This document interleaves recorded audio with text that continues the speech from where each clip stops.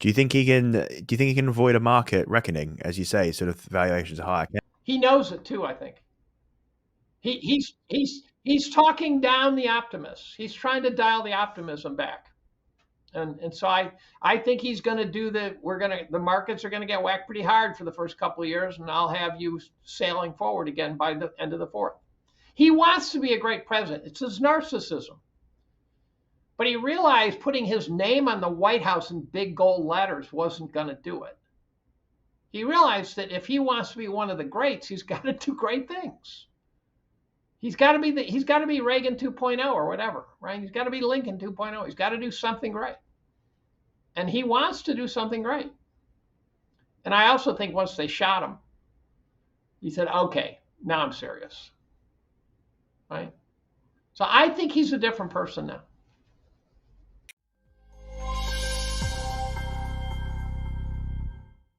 On this episode of the What the Finance podcast, I have the pleasure of welcoming back Dave Collum for the first interview of 2025. It's probably the best person to have after his year review for 2024. So, Dave, thanks for coming on. How have you been?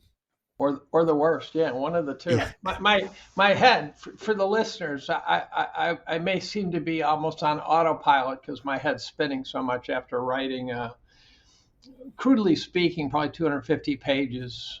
You still have that in front of you. You just showed me the. Yeah. This is a slightly larger font version, but that's it. I write one of those every fall, and that's only two parts of a 3-part sequence. So there's a certain psychosis involved in this, and my wife hates it.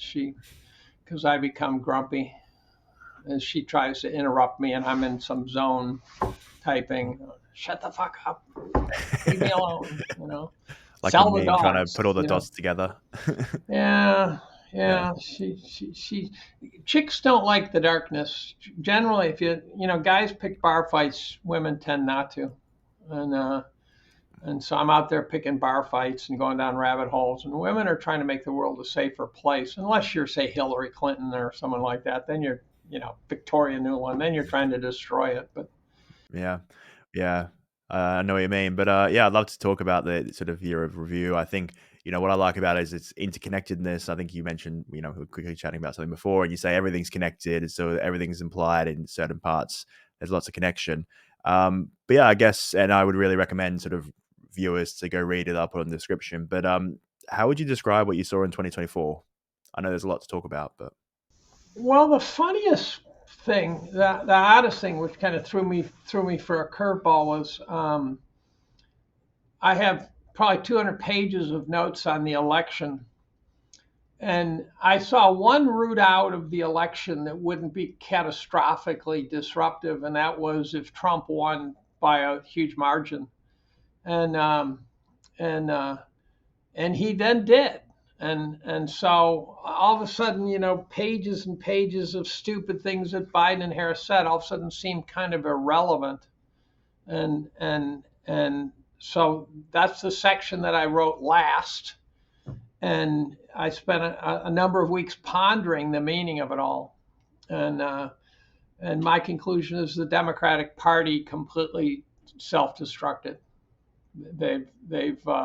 They've totally destroyed themselves, and they're going to have to build it from the ground up. Do you just think they took it all for granted? They thought, let's be honest, they're sort of hiding Biden. He, from what we can see, he wasn't fit. They thought they could just put this, facade on and keep getting away with it. Do you think that's sort of what they did with Harris?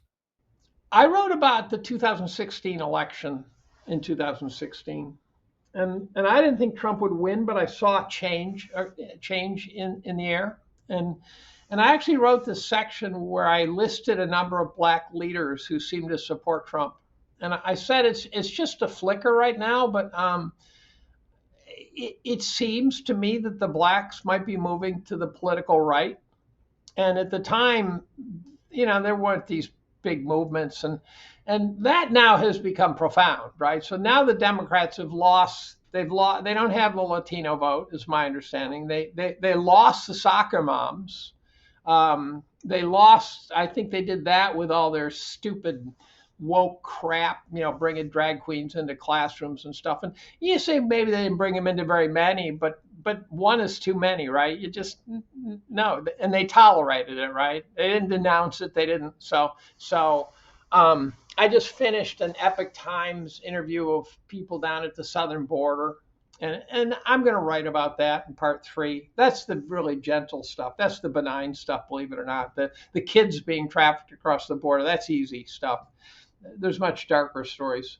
Um, but the Biden administration tolerated that. They opened it. They threw open the borders. The federal government paid for it. The federal government sponsored the kids being brought across the border. They stonewalled people trying to reveal what was happening. So it's just a nightmare. So I think there's a lot of people who said enough is enough. I think this election is way more than just about who's president.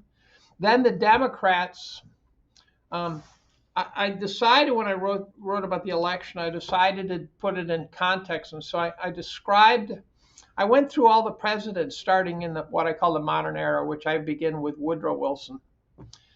And I described them with an unabashedly biased perspective. And so, I hit Woodrow Wilson, and he created the bureaucratic state, which is a nightmare. He got us into World War I, even though he said he wouldn't. It was on his watch that the Federal Reserve was brought in. He said it was banking reform, right? There's a good one. And then I moved forward, and I talk about Herbert Hoover being probably the most qualified president we ever had in terms of his skill set. And then he got the Depression hung on him. And I wrote an entire chapter on FDR in my year in review in the history of World War II, and how the World War II narrative, as we're told in social studies, is just wrong, in my opinion. At this point, it's just terribly wrong. And bottom line, you have to read it, but the bottom line is that Stalin had a huge control over the U.S.'s actions in World War II. Stalin. FDR's chief of staff, his right-hand man, they used to joke about him being president, a guy named Harry Hopkins, was a Soviet spy, and he controlled everything. And so we sent huge amounts of resources to Russia, to the Soviet Union, and we totally covered up Russians, Soviet atrocities. And it turns out we left 25,000 POWs that were in control of the Soviet Union, right? Those were our allies. We left 25,000 guys behind. We never brought them home. They rotted in gulags over the next few decades. And then I go through, and the Democratic Party started to go off the rails. And they handled themselves well when they realized that Hillary wasn't as good a candidate as Obama. And a good candidate versus a good president versus a good person, they're different categories, right? And I never had big problems with Obama. I thought he was bombing too many countries for a liberal Democrat, but I didn't have as many problems as a lot of people have. And maybe I was blind to it, but he didn't bother me that much. Very articulate. You had a sense someone was running the country. And then you get forward to Trump, and he basically was in a constant fight the whole way. He wasn't ready to be president. And by the time he was, they stuck Biden in. Now, so Democrats went off the rails when they put in Hillary against the will of the people. I think the people would have chosen Bernie. And Hillary was a good candidate at one level. She was very politically sort of standard looking. And at another level, she was an unlikable person. And so they kind of self-destructed a little bit there. They thought she'd whop Trump. Do you think they should have put Biden in 2016? No, I think Biden should be sent on a slow boat to hell. So no, I don't think they should have. No, I think Biden's a wretched person, and I don't care if he has dementia. That doesn't cover up the fact he's a wretched person. So then Biden was already sundowning by 2019. He was already showing dementia. They pretended for 4 years like he wasn't, but that was absurd. I went back and checked my tweets. I thought he'd had several strokes or something from 2019. So they decided to choose someone they thought they could win with instead of someone to lead the country. And so that to me, that's unforgivable. And that was the first time ever, I think, that they went with something like that. And then And then the country is being run by a bunch of neocons behind the scenes, and so we're giving billions, hundreds of billions to Ukraine, and bad things, opening borders, and here's this demented guy who I'm guessing was probably a pedophile, and he certainly had an unflattering record through his 50 years in Congress, whatever, Senate, whatever, and they tried to run him again. And he was a vegetable, right? You'd be voting for a cucumber at that point. And people were willing to because they'd convinced us that, they said Trump was Hitler. And so the Democratic Party was just losing their minds, in my opinion. And the voters were seemingly willing to vote for Democrats because Trump was Hitler and he was going to destroy the country, even though there was 4 years of record showing he wouldn't. There's stuff like that.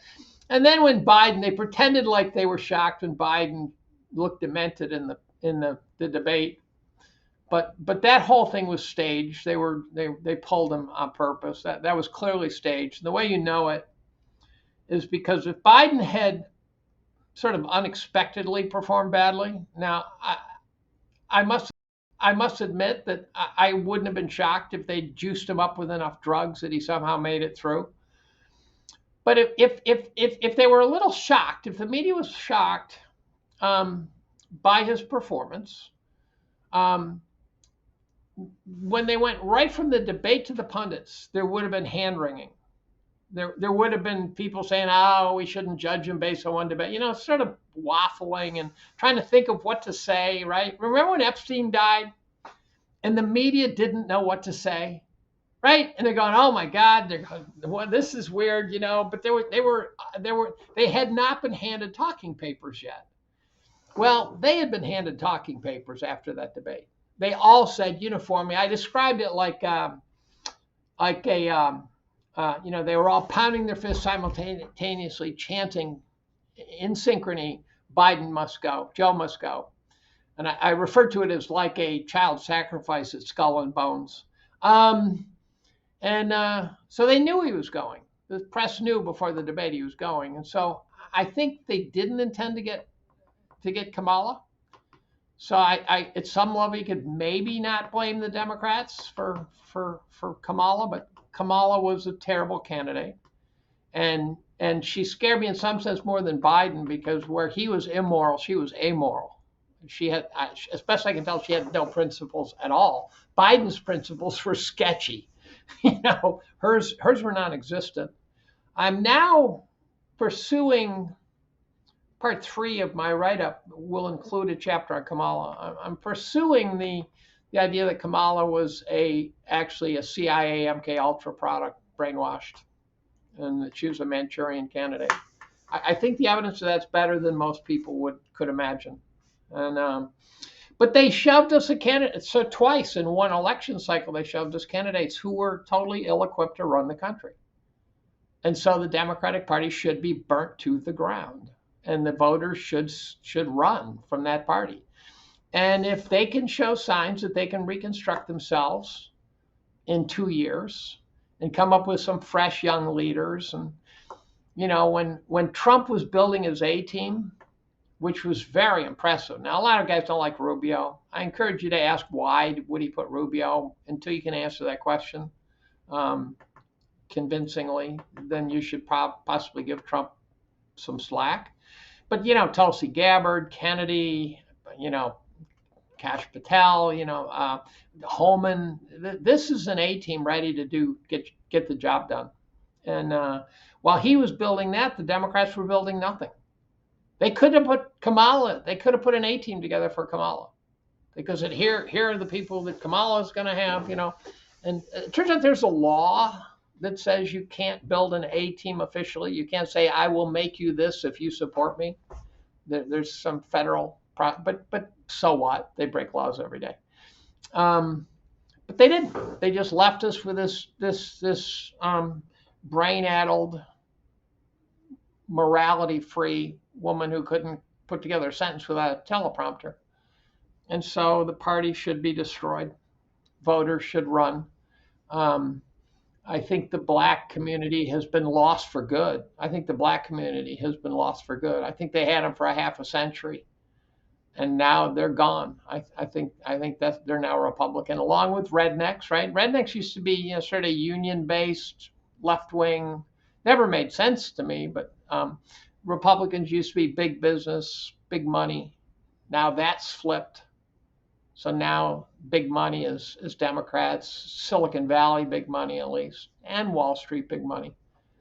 So the Democrats look like a write down to me, and I'm not thrilled by that because I want to go back to a period in history where watching the election was like watching the Giants versus the Packers, and the idiot sitting next to you wearing a piece of cheese on his head or something, you know maybe he's voting for the wrong team, but at the end you then have dinner and you get drunk as shit. And he's your best friend, right? I want to go back to that where you don't really care who won. You just wish your team won. Yeah, let's hope so. I think 4 years is a long time. If you told anyone that Trump would be elected in 2024 after everything that happened in 2021, and you know, Yeah, that yeah, surprised me. and as Yeah. well in the UK, like Labour just won a massive election, and now they're sort of extremely unliked. So things can change on a dime depending on what's happening. This is so Trump's election might have been much more than just a U.S. presidential election. I think many bad ideas are now being thrown out in one big projectile vomit, and so you've got democracies all around the world getting voted out, peacefully, but getting voted out for bad behavior. And you got to figure they watched Trump win, and they said we should do that too, right? Canada, England, Germany, Romania. There's a lot of leaders who are being told to take a hike now because the U.S. told theirs to take a hike.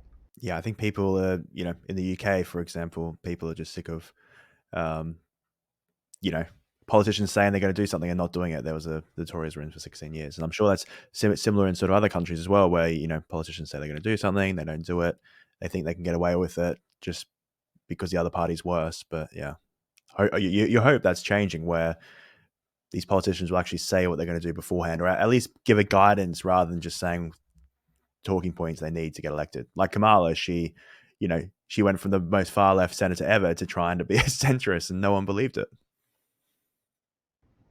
Well, yeah, because she's a liar. Let's start there. Yeah, and there's just no reason to believe. I, for example, first picked up on this kind of idea when Bush Senior switched from pro-choice to pro-life, and I go, that is a sort of DNA level change of attitudes. Once you're pro-life or pro-choice, you tend to not switch teams very easily, right? And Bush did, and I go, okay, well that's a compromise. And I happen to be pro-choice. It didn't trouble me that he switched to pro-life, but because it's just at that point it was just a talking point. It was nothing more. But it did show you that people are willing to throw their own personal conscience down the drain to get votes. Yeah, it's basically do whatever you say, whatever you can, or say as little as possible to make sure that you get in, which is Right. And then if when you get in, you do what you think is right, you'll probably be okay, left or right. But I don't think, for example, whoever it is that made the call to open the southern border, um, that person didn't think they were doing the right thing. I don't think. I find it impossible to believe they could think that was the right move. yeah, and maybe we can go into the administrative state you mentioned there. Woodrow Wilson sort of introduced it in early 1900s, 20th century, and then I think in your report as well, you're also looking at healthcare and the sort of shift between physicians or doctors versus administrators, and it's just ridiculous how many more administrators there are. So it does seem that we've gone into this bureaucratic, they call it the blob, this massive system that just seems to be slowing everything down, making our lives, if you try to do anything, it's just so many forms and talking to people and just barriers. There's a Twitter. It was really funny. Elon Musk posted it. Watching Elon's posts are really interesting. He posts some pretty wild stuff. But this woman was doing her, from the car. Why does everyone go to their car? I don't know, but they do. And she was ranting about having to log in.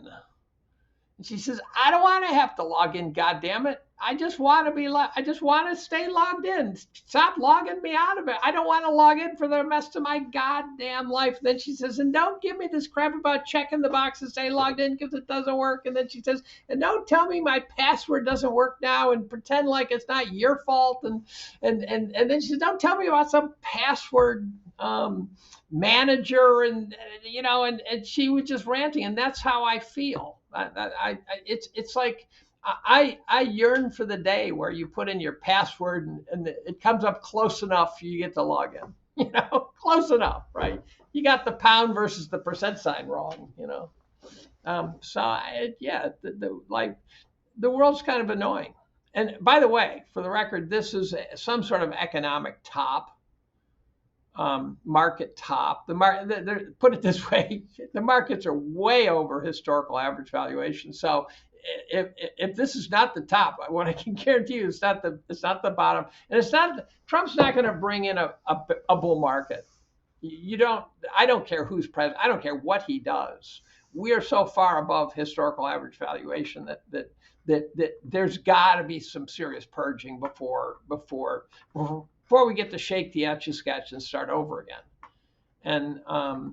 And so if let's say we're at a top, right? I have it 200% above historical average value, and everyone's pretty pissed off. What's the bottom going to look like? Right? That's a bit of a scary thought, because this usually tops are euphoric. I'm not sensing euphoria. I am amongst some Trump supporters. Today was pretty euphoric in the market. We're talking on the Friday the 3rd. Yeah, sort of. Let me see what I got. I guess Nasdaq up sort of a bit over 1%, S&P over 1%. It was a bit of a recovery from some of my highly high risk investments up 10+%. Some of the ARK Invest. I don't have my high risk investments would be high risk only in jaded eyes. My high risk investments are things like gold. The markets have that algorithm look today. There are days where it looks like there's just no price discovery. It's just computers. Yeah. But you mentioned the A team there that he's brought in. It seems like it's brought in to basically pull apart the current bureaucracy in the US, or to change it to. I hope so. Do you think that's possible? Because it does seem like it's built this. They're going to be kicking and screaming, and these institutions, they'll just fight for 4 years because you can't do anything, because they'll just bring lawsuits and whatnot, and then they hope that the Democrats come in and will go back on everything. It seems like that's sort of what happens.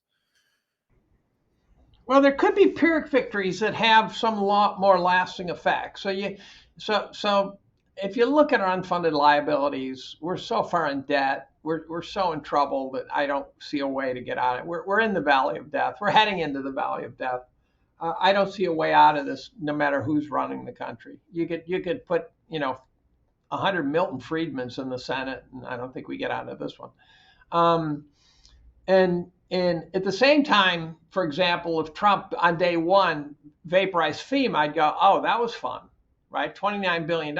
It's peanuts compared to the trillions, but it would still be good. Now, if you've read Elon Musk's biography and you look at not only how he bought Twitter and then vaporized 90% of the workforce, and it still runs fine. And if you said Elon was going to come in and put a hatchet to the workforce, I would have said 20%, right? That would be considered a monstrous cutback. 90% is unprecedented for a company that's not in bankruptcy. And then you watch how he ran SpaceX and all those different companies. You say, well, he's a deep state guy, but he's also on the spectrum. I think the deep state sort of takes the good news with the bad on him.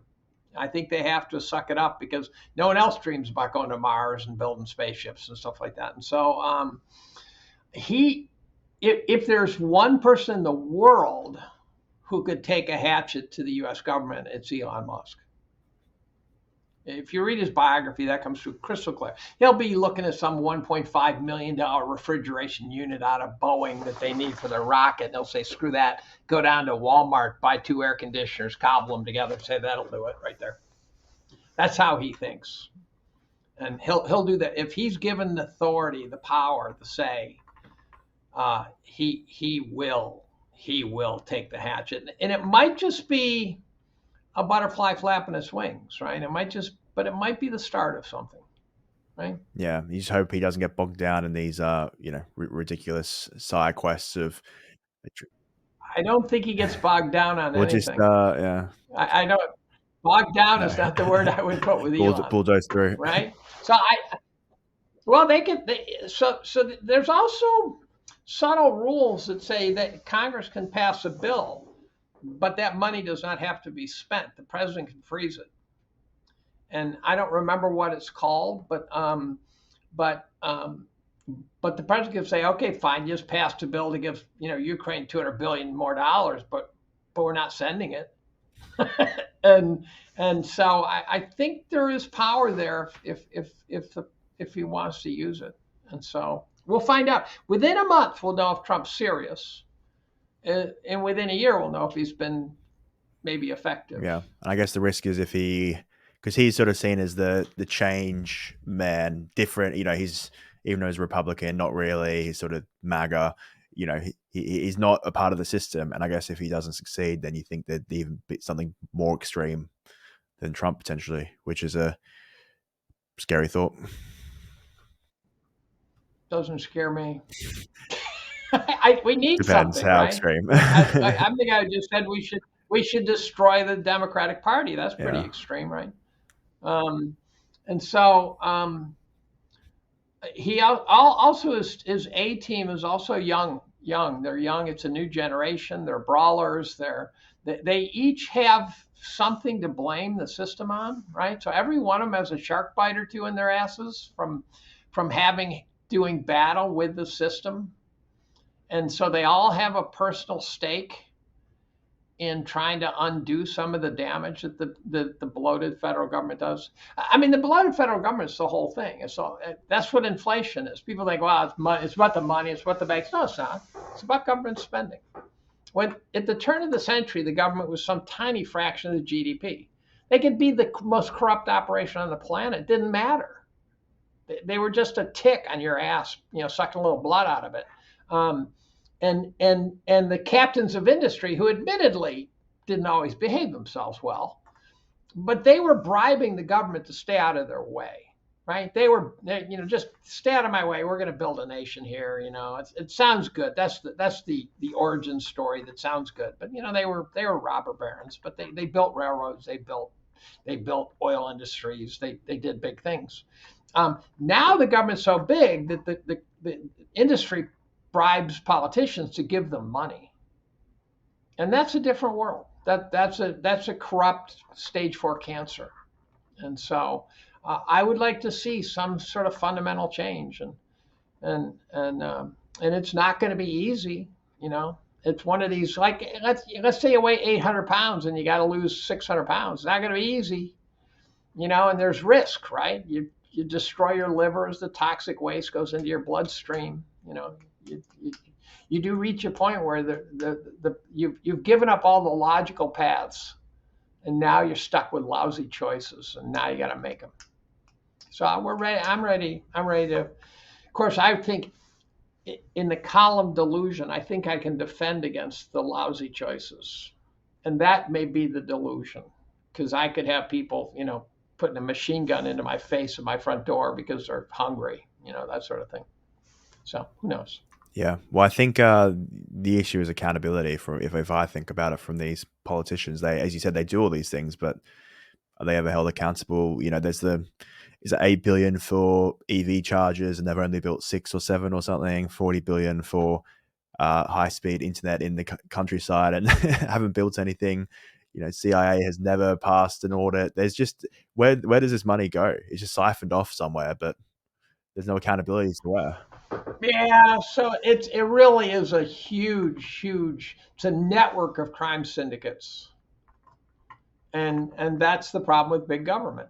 Again, we're back to the big government argument. If government was 3% of the GDP, then it wouldn't matter if they were corrupt. It'd be like having some lady working for you embezzling $10 a week, right? Yeah, definitely. So another sort of, I guess, large figure that we've that's been part of the markets the last 4 years has been Powell, uh, Jerome Powell, of chairman of the Fed. What do you think of his recent decision making? It seems like he started cutting, now is sort of going hawkish. Do you agree with, I guess, what he's been doing, or Well, what I'd really love them to do is park rates at 5% and then just sit. Just sit. You know, the free market will find a way to.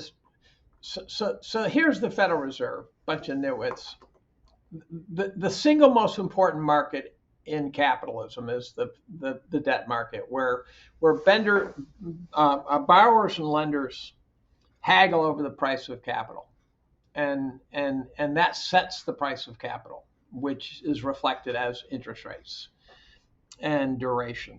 And the Federal Reserve looks at the free market trying to achieve this and says, well, because our perception is that the free market's coming up with the wrong answer, we're going to change it. And so it's 12 bureaucrats who aren't worth a shit setting the price of capital at Soviet Union level, stupid, right? And when the Soviets were setting the price of stuff, they were actually looking at the US's pricing. They were cheating. They weren't just hybrid. They were like, well, they charge this much for corn in the US, so let's do that here. Well, it turns out in the Soviet Union, corn had a different net worth, right?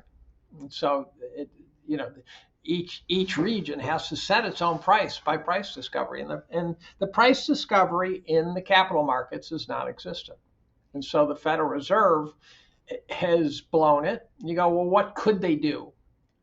And one of the things they could have done is over the years said, by the way, you politicians, you're wasting too much money. You guys are a problem. This inflation problem we have, this government spending problem we have. And so what did they say? They say, well, we need more fiscal help. We need more fiscal help, right? Fiscal help means spend money. So they're a bunch of idiots. They're a bunch of boobs. And I know, you say, you're an organic chemist. How do you know this? I go, because I know what boobs look like, right? They're boobs. And I don't. I think a central bank makes sense, but the one we have doesn't. what? So you think it should just be same cost of capital, keep it the same? Well, the idea of a lender of last resort was the name of the guy who said lend dearly. God, a 19th century economist. I'm drawing a blank on him now, but the idea is, okay, if you need to come to us for money, you're a bank. We'll back you, but here's what's going to happen: you're going to pay dearly. And here's a rule I'd like put into place. I'd like a rule put into place where if a bank needs to be bailed out, the C-suiters, and I don't know how you define them, but someone's smart enough to know, but the top 100 top paid guys in the bank, right? Let's just call it that. All give up the last 5 years of their compensation. They give it all back. They would behave themselves, wouldn't they, if they knew they were going to give back the last five years? They would not act in a way that they would stop giving out 125% mortgages in 2006. 5, 4. By the way, the first inklings of a mortgage crisis back that led to the Great Recession, the first writings on it were late 90s, 98, 99. People were starting to chatter about the subprime problem picking up steam. That is that far back. I wrote about it in 2002. I have a 5-page document that's public record, which I talked about the collapse of the banking system and the subprime and how General Electric would go bankrupt and things like that. The only thing I got wrong was I thought J.P. Morgan would go belly up, and I was wrong about that. Big derivatives book. I thought I was going to kill them. And maybe they would have if we had a less intervention as central bank. But, so the central bank sincerely believes that their job is to set the price of capital when the free markets seem unable to set it right.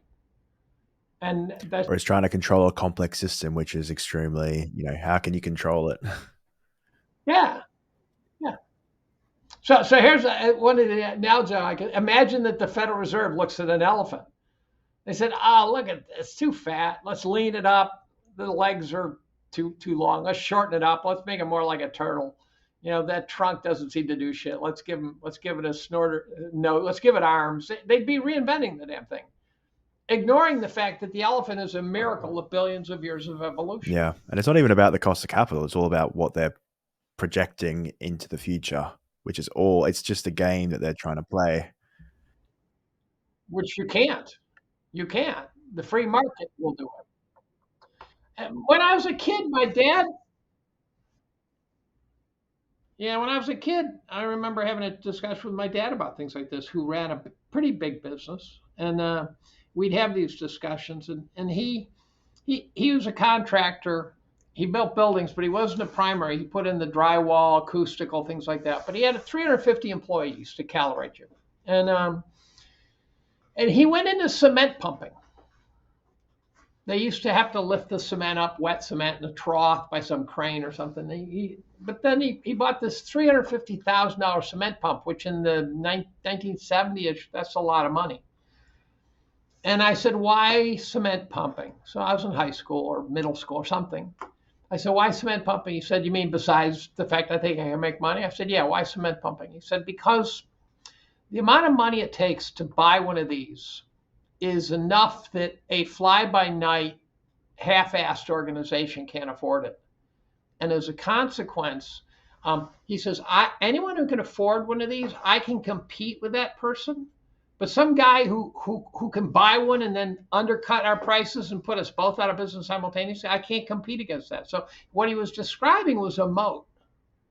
He was describing this, you need a lot of capital. Capital protects a higher price of capital protects businesses from Looney Tunes coming in and doing stupid stuff. Now, by the way, if you look at the current markets, there's this funny chart that people misinterpret, in my opinion. It's a chart of capital intensive equities versus capital non-intensive equities. So non-intensive would be, Nvidia and Twitter and you name it, right? All the things for which is not about capital. Where capital intensive would be, Rio Tinto, miners, manufacturers, And the equities of the capital non-intensive ones have soared, and the capital intensive ones have not. What that means is we're not putting any capital. We're not making shit.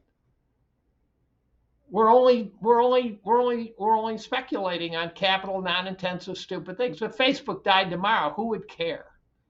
If Facebook disappeared tomorrow, what would you notice missing from your life? Anything? All the shitty products that we buy, all the advertisers, they would struggle to sell stuff. But it's just this huge blur. And by the way, I think probably Facebook gets a bunch of its revenues from the CIA, which you said can't balance its books.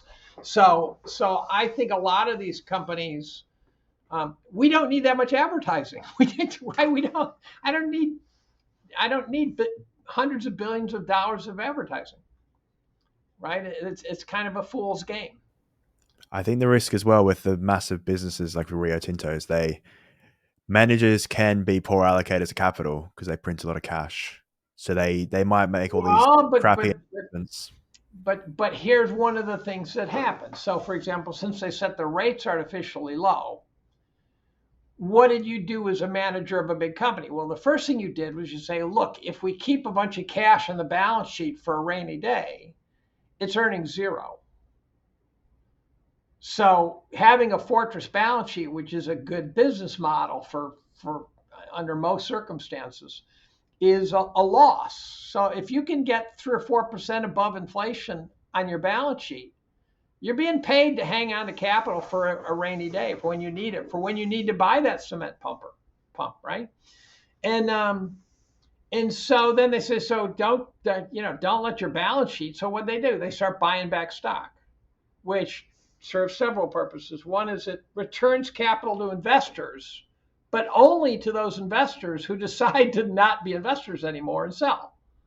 Right? So they take the capital. And I said, they say, oh, you return capital to me. And I go, okay, take that capital they just returned to you and buy a pizza, you moron. You can't buy a pizza with it. Mhm. And then the share prices are getting too high and they're buying overpriced shares. So next thing you know, a company with a PE of 50, which means it's got a 2% return on cash flow, they're taking money off their balance sheet to buy a 2% return by buying back their own shares, driving the share price up. So the next time they do it, they'll be buying 1% return. And that's because the fortress balance sheet model broke with low interest rates. And as a consequence, then they say, well, this is such a good game. Let's borrow money at 0% and buy back our own shares, right? Boeing now, right? Boeing bought like $40 billion worth of its own shares. They can't even make a plane that the door stays on the plane now, right? So it totally destroys the system when you set the price of capital artificially. It undermines the entire capitalist system. And that's what we've done. Yeah, that is a good point, and I guess the challenge is that companies, they ideally, as you said, you buy your stock when you're undervalued, you get to the top, and then you'll either sort of use your equity to acquire a company because you're overvalued, or you'd do a special dividend, which no company ever does. That would be the best form of capital allocation, but then no Pfizer did it, by companies the way. By the way, will do that. Pfizer's lost money compared to before COVID. You want to Yeah, know how much money Pfizer made from COVID? You can actually calculate. I wish I'd done this. I intended to do it, ran out of time. There were some high dividends right in the middle of that vaccine period, they above the norm, and then they came back down. All you have to do is add up those dividends and view that as one-off dividends, maybe from COVID, maybe from the vaccine, and because otherwise the shares have just done nothing. And I think, in yeah. fact, they're down. They're down. So at least a one-off dividend, you're giving the money back to the people, right? The owners, right? It's like if you owned a farm and you never harvested a crop. Yeah, Now you're just a real estate speculator.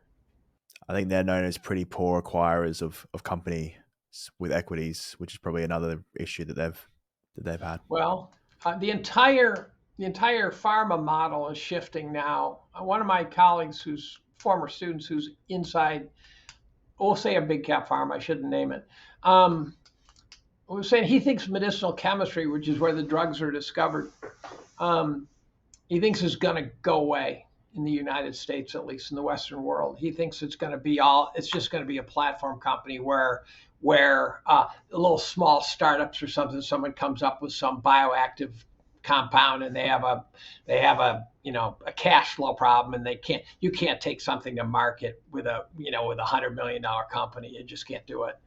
So their big goal was to sell themselves to Pfizer for $500 million, pocket the four, and a number of my friends have made money selling startup companies that came out of their laboratory to big cap pharma. So I don't think big cap pharma. The other thing is China. China became the go-to place for what's called kilogram scale synthesis. So pharma did this funny thing. I benefited from this, by the way, personally, scientifically. I was in a field, it was complicated, and pharma was interested in it. It's organolithium chemistry. But they would say, we can't use that on scale, which turned out to be wrong. But two things happened. One is pharma realized that 9 out of 10 drugs that show promise when they finally go to the first phase of clinical trials fail. They need about a kilogram to test this. And so, as I like to say, they give it to soccer moms. If they die, then it's over. And so 90% of your drug candidates fail right away. But you need that kilogram to show it. And they realized, they said, we just give me the goddamn kilogram. At any cost, give me the kilogram. Time is money. So what would they do? Well, two things. One is they'd go to China, India. The other thing is they'd say, we don't care what chemistry we use to make it. We'll use these things that Collum studies that are kind of, we don't think we can scale. And all of a sudden it becomes important. If I can help Pfizer, which I consulted for 20 years, make their first kilogram. That's worth a lot of money to them. And all of a sudden, so they're doing this chemistry that's staggeringly unexpected from previous era. And then they look at it and go, oh my God, we can actually scale this. There's no reason why we can't. And so things that used to not be considered practical are now done on plant scale. And so I benefited from that because I happen to be sitting on a gold mine of stuff that was not considered scalable. And then the second thing is they invented the microchip. And we study what's called kinetics, very rare field. Not many people, when I went into it, people said, you're going to die. No one cares. What are you doing? You're wasting your career. I really had people warning me. And I said, it's important to understand how things work. And that's how you do it. And it turns out that kinetics is basically where you watch reactions go versus time. And you monitor the different species. That tells you how things work. Well, during my career, the microchip showed up. And all of a sudden, there were laptops hooked to every vessel, every device. So what were they getting? They were getting kinetic data. They were getting time-dependent data. And then they'd say, oh, holy shit, this is really important potential data. Who the fuck can help us with this? They go, oh, that crazy bastard at Cornell, he does this stuff. And all of a sudden, I was in the middle of Pharma. I was dead center. Pharma moved underneath my program. And by the time I was done, I'd collaborated with a dozen big cap pharmas and in some cases saved them some serious money by showing them better ways to do things and stuff. And so as a consequence of that, though, so China became a kilogram provider. Now, where's China heading now? They're heading for the big bucks. That's medicinal chemistry. That's where you get the first patent on the drug that causes your balls not to drop to the floor or something, and that's the big money. Owning those patents, they're worth a lot of money if it's the right one. Now take 1.2 billion people. Say you unleash 1.2 billion people on making drug candidates. Who's going to win that race, the U.S. or China? And the answer is China. And so they're not only going to be paid to make kilograms, which is kind of just manufacturing. They're now going to have the primary level patents, and all of a sudden, it's not clear what the Western pharmas are going to be doing if China has both ends of the spectrum. Seems like a trade war waiting to happen. Mm-hmm. Yeah, it's already happening. It's already happening. Yeah, I know. It's the issue. If we go, I love to. I warned you I would be wandering. I warned you. You know what I need? I'm that kid with the helmet on, with a leash to the jungle gym, tugging on the jungle gym, and mom's leashed him up and got a helmet so he won't get any traumatic brain injuries because he's got ADHD. Got to pull you back. Come on, get back here. Yeah, but no, healthcare was another interesting topic. Because it seems to be failing. But I guess is that to do, the administration? I guess as you said there, it seems like drugs are so much more expensive. Yeah. I listened to a podcast the other day by a guy who talked about the criminality of the insurance industry, and I got to confess, I didn't understand his math. He kept saying this is how they're raking in tons of money, and I should be able to handle this. And it wasn't clicking. I'm going, there's a flaw in what you're saying. Maybe he couldn't articulate it well. Maybe that was the problem. It was a Tucker Carlson interview, I think. And the other problem with pharma is the low-lying fruit's been grabbed. So science is making healthcare better. Meanwhile, private equity guys are buying up all the emergency rooms and all the hospitals and there's almost no private practices left in the country, right? Now, why is this a problem? Well, private equity buys them and then strip mines them. They strip them of their assets. They take on huge debts. They pay themselves huge benefits, bonuses, and then they take the shell of the company, which is now in serious financial trouble, and they sell it into the open market. And you go, well, it's not worth anything. You go, well, apparently it is because people are buying it. And you say, why? And the answer is because money's too cheap. So you've got all this money sloshing around, and stupid, when money, the more money there is, the stupider it gets. You start buying NFTs and SPACs and things like that, right? And so now they're buying shells of companies. Read Gretchen Morgenson and Josh Rosner's book, The Plunderers. It's a phenomenal book. It talks about the devastation being left by private equity. Now, private equity, if they had to pay top dollar for their capital, they couldn't afford to destroy companies for a living. This would not be a profitable business. But there's so much money sloshed around, and it goes back to Jay Powell and his buddies. Yeah, and then back to Jay Powell. That's where I was going to go. So I'm glad we got there. In terms of, I've mentioned Europe a few times, based in the UK. The pound's getting screwed. The euro is getting screwed. It seems like if Powell remains tight, it's going to be the dollar wrecking ball, and it's going to be very detrimental to the majority of the world. Do you think I'm guessing he's not worried about that because he's being quite hawkish. Well, he appears not to be. This is an area I'm not very good at. I have some pretty good contacts. I've had long discussions with guys like Steve Hanke, who does know. One time, Hanke showed me his entire portfolio. He sent me an Excel spreadsheet with his entire portfolio. You wouldn't believe how crazy it was. Oh, it was, Czechoslovakian swaps or something, right? It was just nutty stuff because he's a currency guy. And I think BRICS, for example, is a huge play. I think I don't know how it's going to play out. It's not a currency play, and Hanke agreed with me on that. He's 100% currency guy, but when I said BRICS is about alliances changing, and he said absolutely. So I got to get back together with him.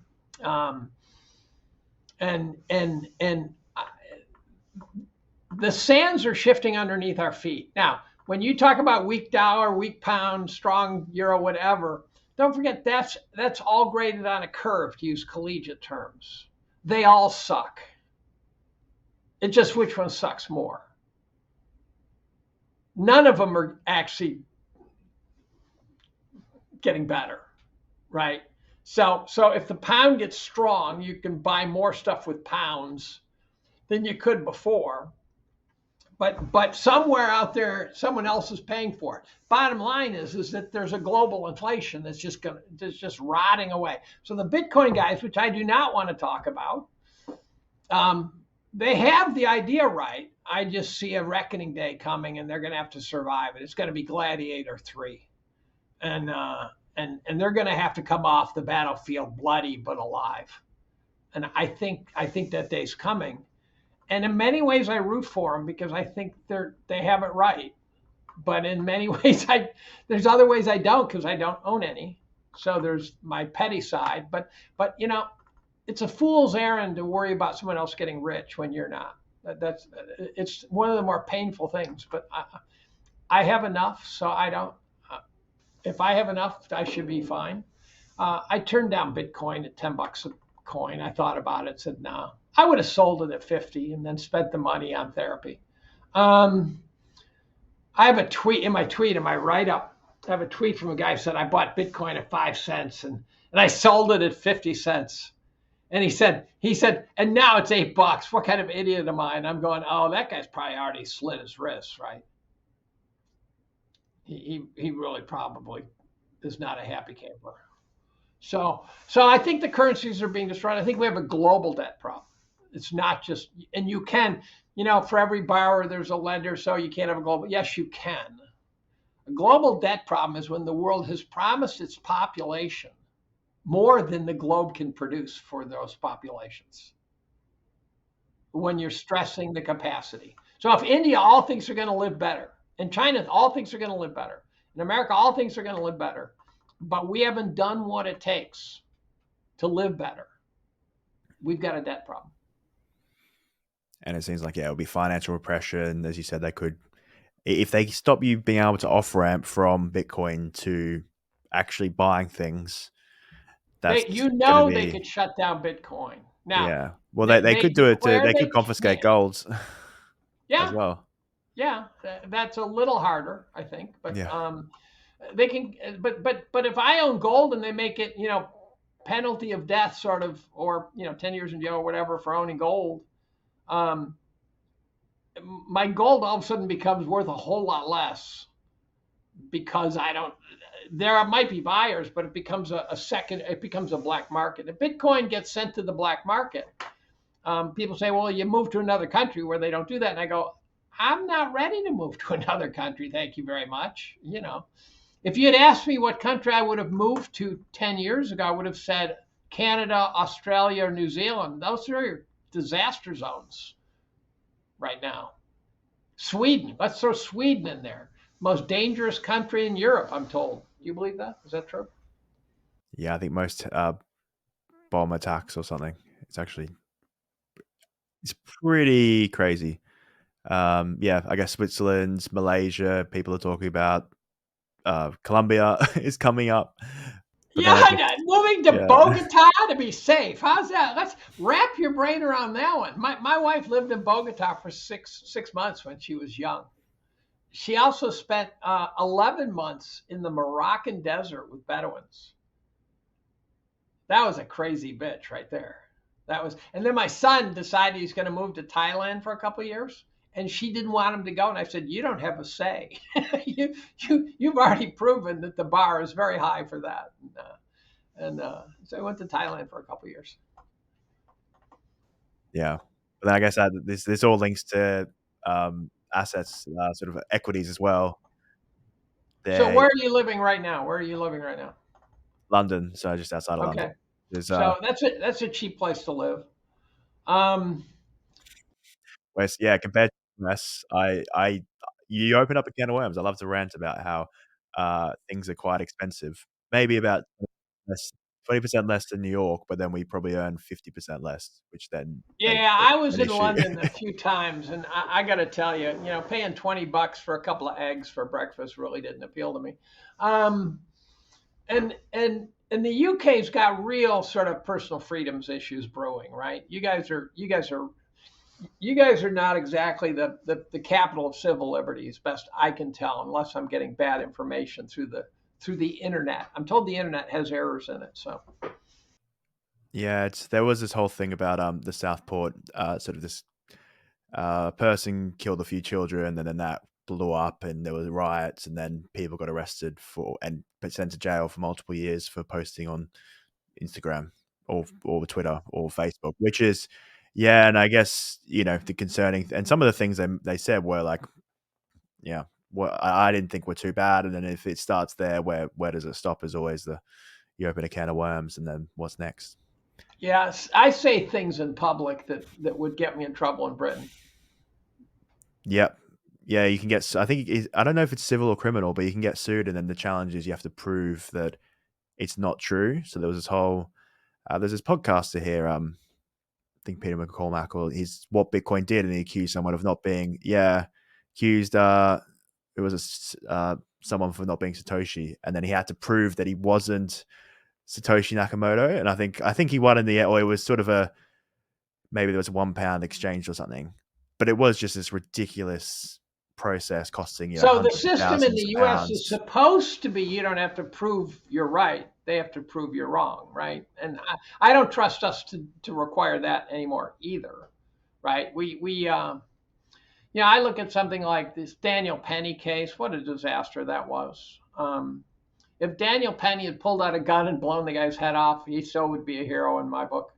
Um, he choked him, didn't mean to kill him, but he killed him. I don't care. You walk on a New York City subway and say, "I'm going to kill a bunch of people and I don't care if I die." You just signed your death certificate. You just said someone put a bullet in my forehead because I'm dangerous, and so whoever does that, they get the check mark from me. They get a Yeah, blue check mark. it's a risk when people sort of get away with. I don't know. This is obviously going into the human psychology, but when people continue to get away with things, then there's a risk that it escalates, and that seems to be the case. And then someone had to pull them to line, and then yeah, ended in tragedy. So Trump's biggest problem going forward, he's got all these things he wants to do, and there are people who doubt him, and I understand that. What I will say is I'm optimistic. I'm optimistic that Trump 2.0 is very different than Trump 1.0. I think Trump 1.0 was a shallow narcissist, although there was more to him than people thought.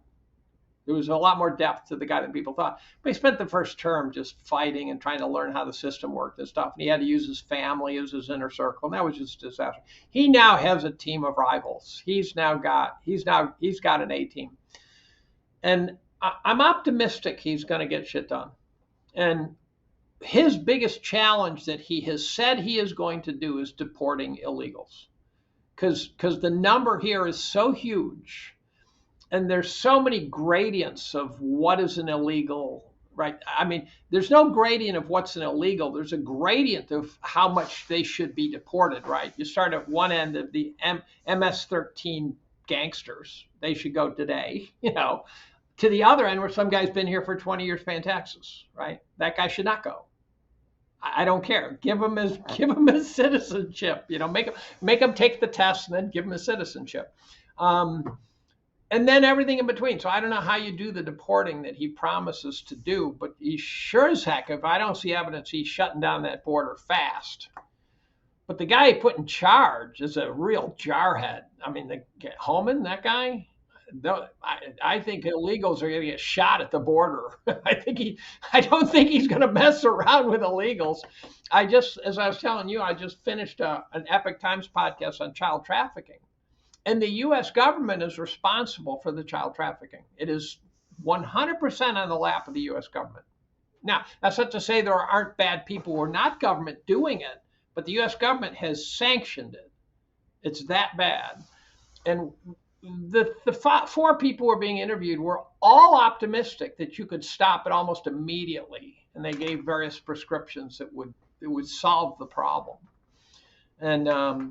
And by the way, they said there's also, American citizens being trafficked in this operation. We're going to be saving Americans too if we do this. So yeah, I want Trump day one to get Zelensky and Putin to the negotiating table. And you can. All you have to do is say to Zelensky, "You're not getting another dime. You better talk to Putin." Because if you don't, he's just going to mow into Kyiv and kick your ass because we're not giving him any more. We're not giving you any more support. So get to the table, right? The worst case scenario is Russia takes a chunk of Ukraine. Who cares? I mean, really think about that. If you were in Ukraine, would you rather be a Ukrainian or a Russian? It's not obvious to me. There's guys in the eastern Donbass who'd rather be Russian. So Putin takes a chunk of Russia. I think it was 1957 when they said you can be a separate state. We say, well, we're taking that back now. Who cares, right? Nothing is worth a fight with 500,000 dead Ukrainians. It was not worth it. Never should have happened. So I'd like to see Ukraine at the negotiating table ASAP. I want to see the January 6th I want to see the prisons shaken empty of J6 prisoners. And people say, well, some guy bashed some cop over the head. I go, yeah, tempers flared. So what? Let him out. No one killed the cop, right? There's no horror story here. There's none. It was the most cop-friendly mob in history, right? If a cop was out in that, a couple 100,000 people, those guys were all pro-cop. So let them all out, every last one of them. Sort it out, as they say, let God sort them out, right? And so I want to see these things. I want to see these things ASAP. I don't want to see diddling. Do you think he can avoid a market reckoning, as you say, sort of valuations are high? Can Trump know? He knows it too, I think. Then will he be blamed for it, do you think? He's talking down the optimists. He's trying to dial the optimism back. And so I think he's going to do the markets are going to get whacked pretty hard for the first couple of years, and I'll have you sailing forward again by the end of the fourth. He wants to be a great president. It's his narcissism. But he realized putting his name on the White House in big gold letters wasn't going to do it. He realized that if he wants to be one of the greats, he's got to do great things. He's got to be Reagan 2.0 or whatever, right? He's got to be Lincoln 2.0. He's got to do something great. And he wants to do something great. And I also think once they shot him, he said, okay, now I'm serious, right? So I think he's a different person now. Yeah. Yeah, let's hope he can make some real change. So, Dave, thanks so much for your time. We've talked over an hour. Last question is, what is one message you want people to take away from our conversation? Um, if their lips are moving, they're lying. uh, you got to stop believing the bullshit. There's so much. Every story we're getting is got wrongness in it, and I have in my write up I have a 30 statement conspiracy test that says if you give yourself no points if you don't believe the statement, like first statement's 9/11 is an inside job. If you don't think so, give yourself 0. If you think it might be, give yourself 1. If you say, yeah, I think it is an inside job, give yourself 2. And at the end, you end up, after 30 questions, you end up with a point total. The purpose of it was to show is that we're all conspiracy theorists. You have to sign off on conspiracies as being legit. Not all of them, but yet we question them. And as soon as you start questioning, as soon as you start saying, geez, I wonder if men and women of wealth and power conspire, if the answer to that question is no, get a CAT scan because you're brain dead. Because men and women of wealth and power do conspire every goddamn day. Our job is to find out who and then vote the bums out. Find out who's conspiring, who's up to no good, and get them out. And that includes Liz Cheney, send her to prison. So don't believe what you're being told. Stop watching the news. Find the people who are telling you the truth or what they sincerely believe is the truth. They could be wrong. Forgive them for being wrong. But find the people who you think are trying to tell you the truth. And I think I passed that bar.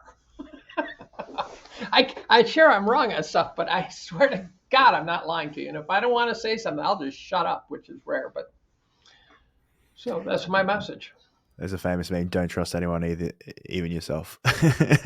So that's the question everyone, even yourself. But yeah, I think it gets to the point where there's so many times you be told something and then the opposite comes out, where you have to question, well, yeah, Alex Jones. Alex Jones is looking kind of right?